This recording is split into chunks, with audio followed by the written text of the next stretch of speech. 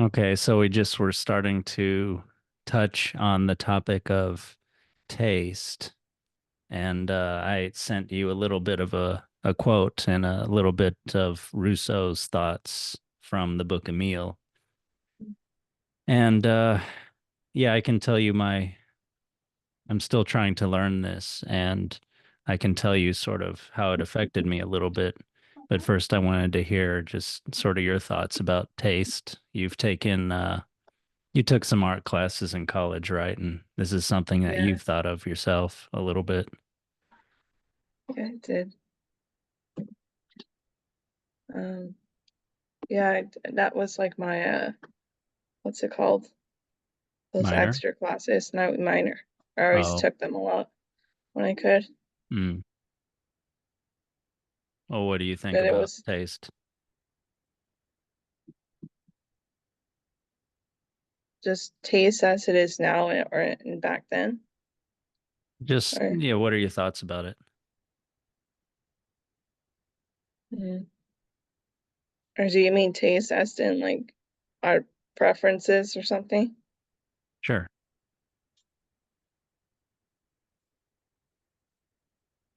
Mm.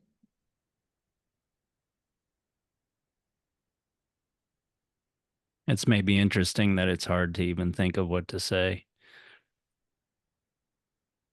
Yeah, well, yeah, I just think of taste as in preferences or what people like.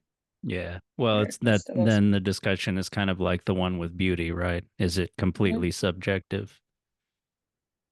Mm.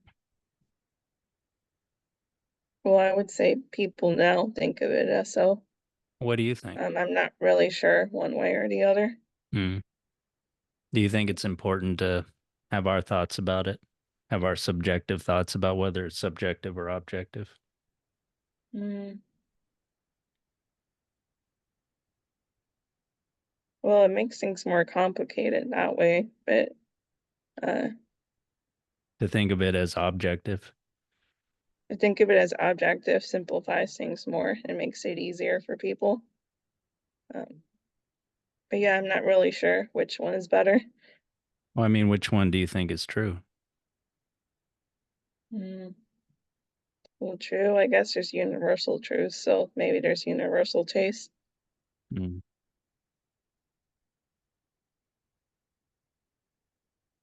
No thoughts on what that could be, though. Well, kind of you said like taste is something true, and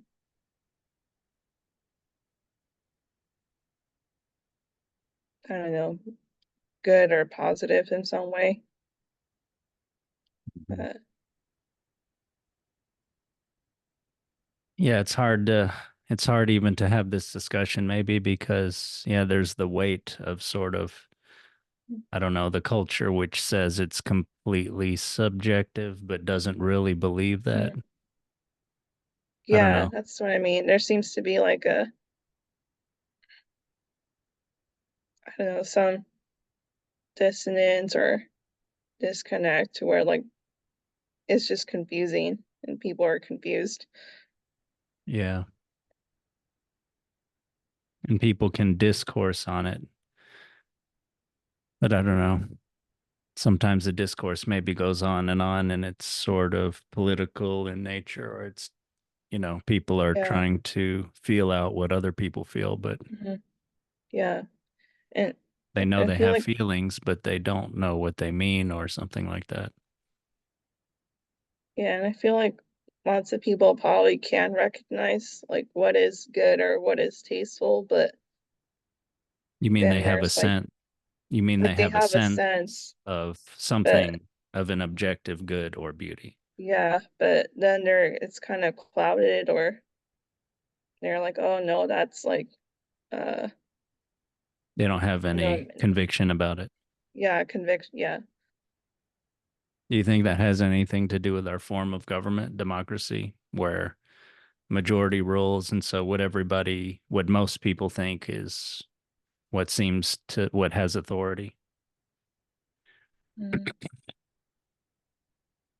Yeah, I'd say it's connected because the people have lots of different ideas. So if it's ruled by the people, you're gonna be. there isn't really gonna be, I think, an agreement on anything, or Well, at I least mean, as it is now. Yeah.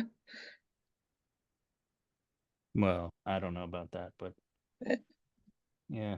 So maybe I could get to the quote that I sent you in the thing that I was reading. Yeah, this is in Rousseau's Emile, probably close to the end of book four, where Emile is this sort of imaginary boy that he's raising to sort of talk about human development and basically kind of everything in philosophy and politics and all that stuff. But anyway, this is the age where he's like a teenager, basically. He's mm, basically grown up, but still not very formed. And Rousseau has previously had him learn about passions of humans by reading history. And now he's having him learn taste. And this part is more confusing for me, but he's starting to have him learn taste by being in society and observing people and going to the theater and reading books and things. And then Rousseau is participating in what the translator says is this larger societal discussion, which is the battle of the books, and I think a subset of that, which is the quarrel between the ancients and the moderns, which the translator says it's a very important conversation to have, which he says we in our time have kind of forgotten. But basically, the idea is like who is superior, the ancients or the moderns? And mhm, Rousseau, in at least some ways, comes down on the side of the ancients, and including in here with this discussion of the taste.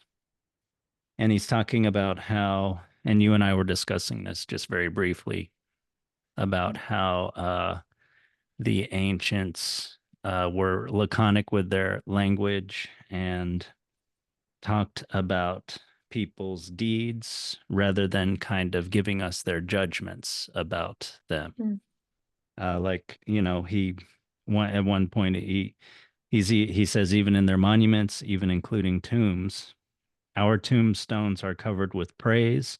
On those of the ancients, one reads facts, and he talks about a modern tomb that talks about somebody doing heroic deeds or something.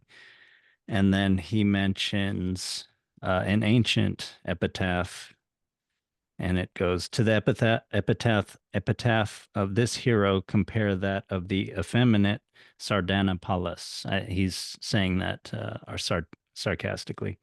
I built Tarsus and Anchialus in a day, and now I am dead. What says more in your opinion? Our bombastic lapidary style is good only for inflating dwarves. So we're sort of, lapidary, we're sort of like jewel polishers who, try to make something as pretty as it possibly can be. We're inflating dwarves, but yeah. And what were you saying about modern style and what do you actually think about that? Do you think that's true? mhm. Oh, I was talking about how when it comes to language, I notice like a lot of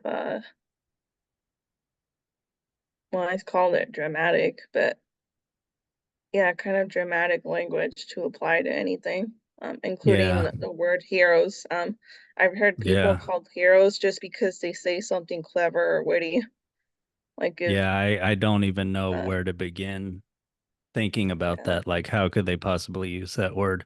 I mean, mhm, I've heard, less bombastic, but still kind of mhm, overuse mhm, overuse of that word with heroes, with anybody who does something dangerous and mm, well, the word heroic comes to mind because for me because it's the only word that mhm, like we ever use.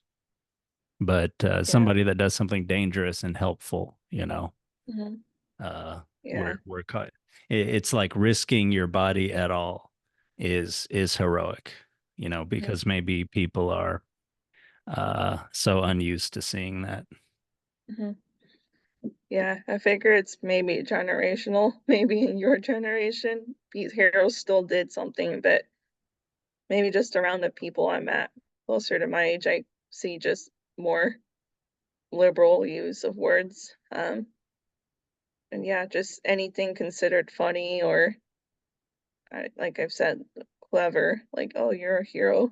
Like They how are does that saying that. even like in what I just Uh, talked about, it seems like that's an extremely diminished action of the same type of mhm, heroes of like winning wars or like mhm, mythic fighting mythical beasts yeah. in ancient stories or something. But Oh, okay.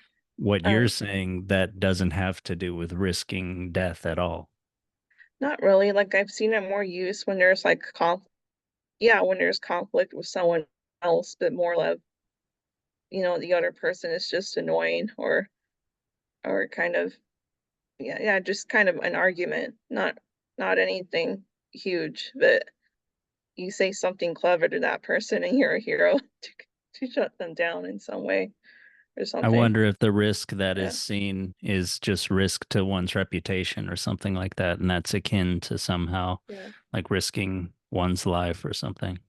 yeah, And also one is the saving that one is doing is to simply the face of the collected people, the reputation or perhaps mhm, serenity of the social situation or something like that. yeah, yeah, that's just how I kind of see it used.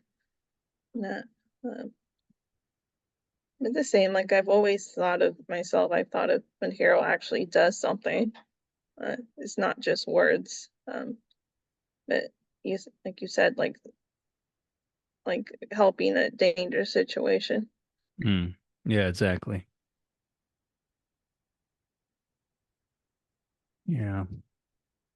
Yeah, talking about a generational difference, many years ago, one of my friends attended like a French club. Anyway, he was a grad student at UCLA, and he heard Mm, people talking about homeless people, and they used the word hobo.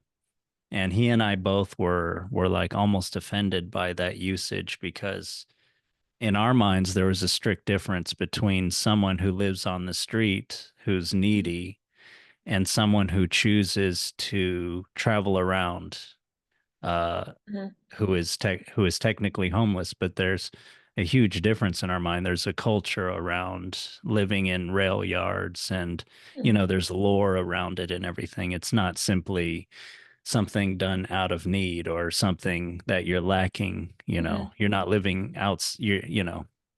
There it's peripatetic or it's like a vagabond. mhm, It's not.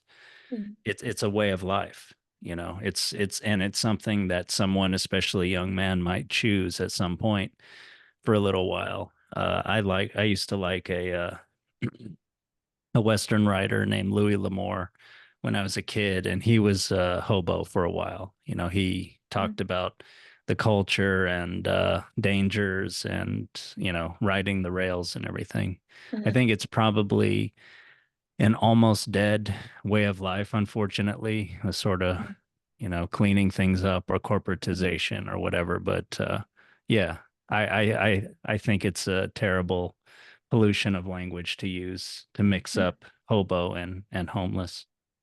mhm. But you were saying before that you thought that using fewer words, you have more gravity. Yeah, or using them more sparingly and then in the appropriate situation. Yeah. Um, but yeah, Yeah. I was just No, no, I'll please. keep going. But yeah, I just had the same thought of just other expressions or things I hear a lot of people say I'm dying when no, they're not really in any sort of danger. They're just tired or things like that. And I'm just wondering, like, if just kind of liberal use of words is kind of making people weaker in a way. How So so? when it comes to like uncomfortable situations, they're more likely to think, "Oh, I'm dying," or "This is really hard for me. Like I can't do it," or something. Um, But yeah, just a thought I've had of how like yeah, how liberal use of words might be bad mentally for people. Yeah. Yeah, words mean things in some ways. Now, there's not a one-to-one correspondence exactly, Yeah. but I guess the idea is that one wants to be relatively close to the thing, and that both people, both the person speaking and the person hearing have have an idea of the thing that is being pointed to with the word that's being referred to. Mhm. And I'm not sure exactly where I was going with this, but Mhm. I have a sense of, yeah, more uh, economy of words and more specific use and more concrete language Mhm. uh, shared between people leads to better connection and clarity of thought Yeah. and a more one-to-one correspondence sort of between thought and the real world. Mhm. Because I don't know, I'm sort of influenced by Rousseau in this, but it's not just him. But yeah, I sort of have the idea that with our words, we can kind of spin webs, we make worlds and everything. And to some degree, that can kind of trick ourselves and or others if Mhm. your words are not. And of course, this also even has like a class and a culture kind of element to where I think the more educated classes have more of an ability to, or at least, or more of an ability, I think, but more importantly, more of a practice of sort of spinning things with their minds, or at least those things have more prestige. I mean, it's not like you don't have other people spinning tall tales or something like that, but Mhm. yeah, I don't really know the reference, but I feel like I read somewhere where American Indians were talking about the language of the white man, whatever. And there's obviously a reference to like those who they would be in contact with. I'm not saying all white people talked like this or something like that, just for clarification. But anyway, I seem to remember them talking about how that language is sort of, yeah, spinning a web to like entrap you. So it's sort Mhm. of, I don't know if this has anything to do with like contractual language that is later and not much later, like uh totally done away with, and has little bearing on reality or on intention. Mhm.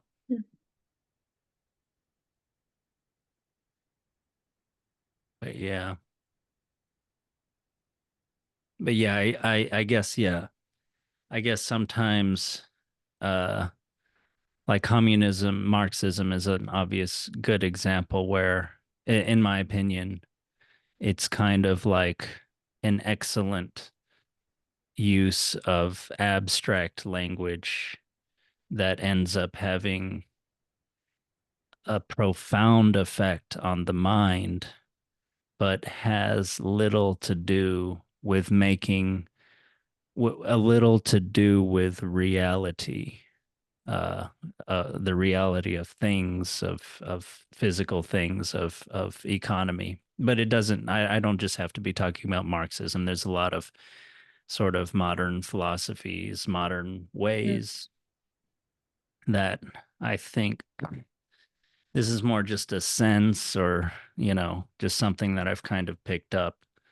Uh, but yeah, many modern usages of language have to do with sort of this complex, yeah, weaving of abstract language that I think is kind of bad psychologically and in society.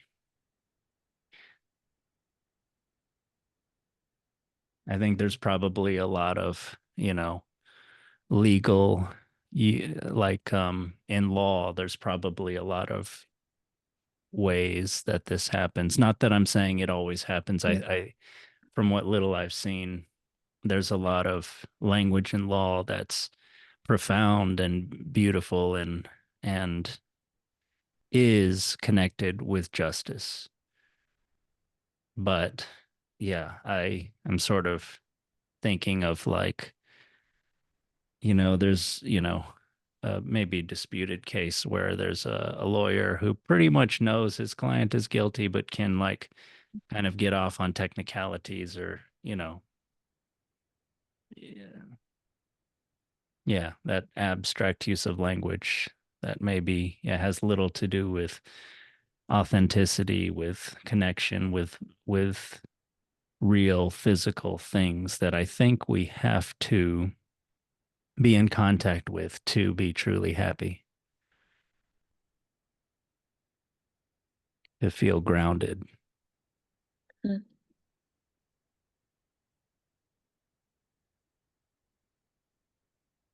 Yeah, I was thinking of grounded a lot of, yeah, just like when you use appropriate language and not making a situation or life more or less than what it actually is. Like, Yeah, I'll just make exactly. people I'm calmer sorry. and maybe happier in a way. Mm. With or just because yeah, there's not really a cloud or anything kind of fogging up what something really is. Yeah, that's a good use of that word. I mean, do you feel like, because I do feel like it feels like that sometimes when people start to, yeah, use inappropriate language. I'm not saying morally Mhm. inappropriate or Yeah. ethically or whatever, but Mm. not the right words. Mhm. Yeah, you fit your mind is sort of looking at your mind is sort of gets a little confused, this in Spanish, the cloud is nublado, right? And that's like Mhm. nebulous. Your mind is like starts to get confused because it's looking at sort of the feeling, sense, meaning of the word they're using and the discon and also the what you think they're talking about or what you think they Mhm. mean or what they could mean, which are different. Mhm. And there's a clarity and a groundedness when those things correspond to each other. Mhm. There's a poetry and a flow of the conversation that isn't a cloud.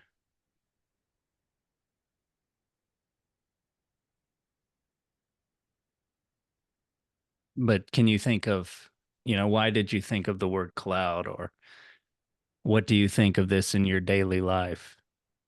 Um, yeah, just a cloud seem appropriate because like some you can't see what's behind the cloud sometimes when you No, go I'm just outside. mean, uh, uh, but I like, was do you thinking have of experience of this kind of thing?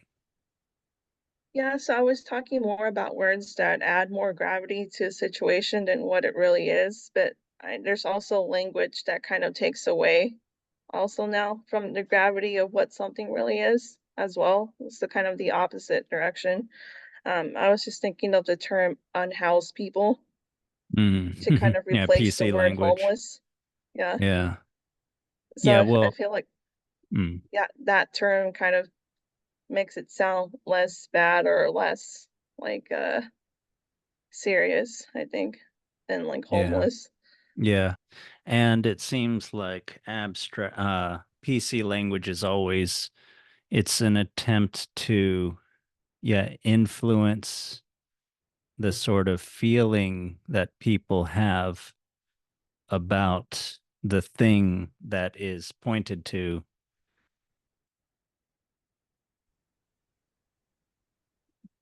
But yeah, yeah, seems like PC language is always using euphemism, which is a softening of language by going more abstract. And that's to sort of soften our thoughts about it. But yeah, at some point, you need to talk about reality. And sometimes PC language, yeah, it's getting more abstract to where it's harder to talk about reality. And then you're wondering if maybe they're not trying to merely soften our ideas or feeling about the thing that we're talking about, but to sort of control the way we think about it. They're trying to change the words, not to change the feeling about the same thing, but trying to change what the thing in itself is. Mm, So, for instance, like I believe homeless was actually a PC type term that was replaced more negative connotated words like vagrant. Vagrant is this idea that it's like a person who shouldn't be there. Homeless is neutral, right? It just means they don't have a home. It's not about they are on the sidewalk where they shouldn't be or something like that. And mm, then after homeless, now there's yeah, unhoused, which kind of means the exact same thing, but the idea of being maybe there's this idea of being housed, which is said to be a human right and is therefore guaranteed by a government, something like that. So if someone is mm, unhoused, you know, we are shirking our duty to house them. So there's this, yeah, it's not just trying to soften the language, but actually call for certain type of action, political mm, action, which is, of course, yeah, I think the basis of PC language politically correct as, you know, I've heard it to be, I should look this up, but I've heard it to be a Marxist term for like whether something is true or not is not always our concern. It's whether it's politically true, politically correct or not, whether it goes along with our overall philosophy, which is good in itself because it has analyzed history and economics correctly and is trying to rectify the whole situation.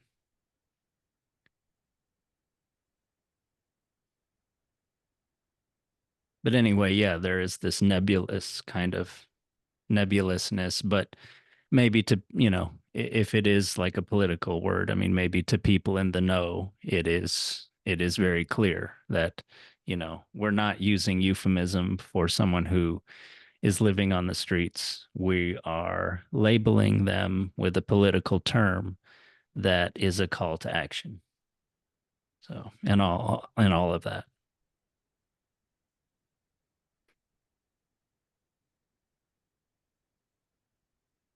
Okay. Any more thoughts about clarity of language? Have you heard the term really language just pollution before? think maybe once before, but I didn't really look into it. Uh, but yeah, like I'm just gonna try to be careful with my language in everyday life. Do you Um, feel like and like I feel like psychologically I feel better when I'm able to use the right words, not too much, not too little, correctly, you yeah, know. And yeah, I feel better. I feel like the communication feels more clear. I feel my hmm, head is more clear. yeah, yeah, better and yeah, just something I'm gonna try to be more conscious of because I'm sure there's still words or terms I use that are too much or something Yeah. for some situations. Okay. Well, yeah, make Yeah. mental notes and maybe get back to me next week about things Mhm, that you hear or experience, and I'll try to do the same. mhm. Okay. Well, I'll talk to you soon. Bye.